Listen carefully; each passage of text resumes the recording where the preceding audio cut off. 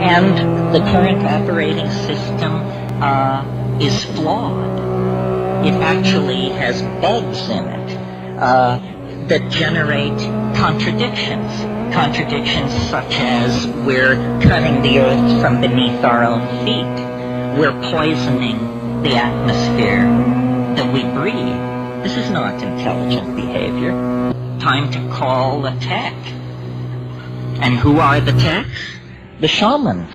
Indigenous shamans have implemented a hallucinatory tea for religious practices called ayahuasca for thousands of years. They use it to enter the spirit world, to cure disease, promote group cohesion, and to contact the dead.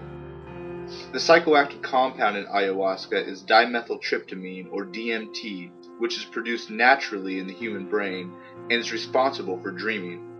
All people need dreaming to survive, yet DMT has been labeled a Schedule I drug in the United States by the Drug Enforcement Agency. By definition, Schedule I drugs have no medicinal uses, a high abuse potential, and are generally unsafe. Some Schedule I drugs include meth and heroin. Some others are marijuana, which is used nationwide by chemotherapy patients as a painkiller, and also MDMA, which has been known to alleviate symptoms of post-traumatic stress disorder. Alcohol and nicotine are both quite addictive and didn't make the list. So how did we get from ancient shamanic traditions utilizing a compound found throughout nature to a point where our society lumps it in with highly addictive and deadly drugs? And why does this need to change? We have severed our connection to spirit. That's what our society has done. It has sought to persuade us that the material realm is the only realm, and the only way we're going to recover is to reconnect with spirit. And I truly believe we need the help of the plants in order to do that. We are all connected through plants. We use them to nourish our bodies on a regular basis, and we also use them to lower our inhibitions to help us better communicate with one another. Or we use them to reach higher states of consciousness.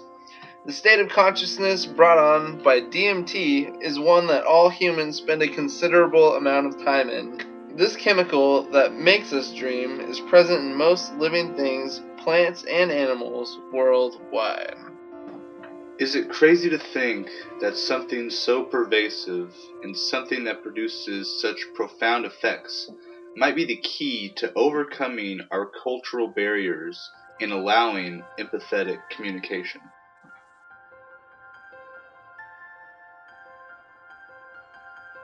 Shamans have been dealing with spirits, entities, powers for more than 100,000 years.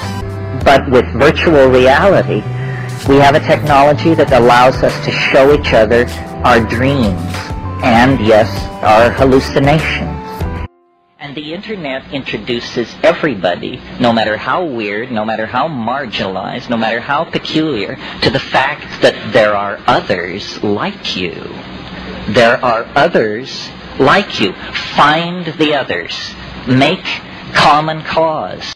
Online communities are emerging that consist of people who use the internet to find the others and have assembled under the common cause of promoting psychedelic research and abolishing laws that make people criminals on the grounds of their relationship with a particular plant.